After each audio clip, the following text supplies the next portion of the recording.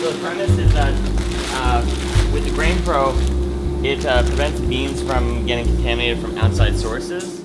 Working in the credit card side of things is able to identify how people use their credit cards.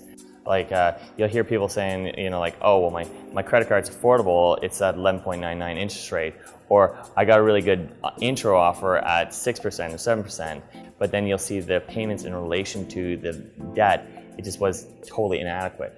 People don't realize that they're not just borrowing a week in advance, they're borrowing like 2, 3, 4 weeks in advance. People are borrowing almost at this point generationally. So they're relying on inheritance to effectively pay off some of these debts. The average household had about 4 credit cards. And when things are good, they're all modestly managed. So they're still living on them, but they'd capitalize about maybe 20% of each of the credit cards. And in their mind, they're making payments on each of them, and they're all being managed.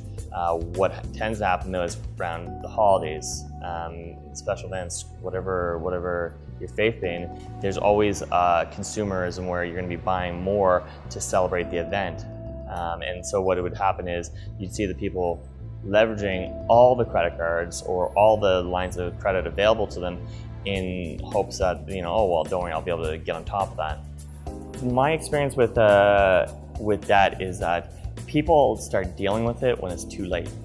People will get to the point where they're at 105% of their borrowing capacity, they're over limit, they're overextended, and they're just in such a negative position that eventually they buckle and they try to get help.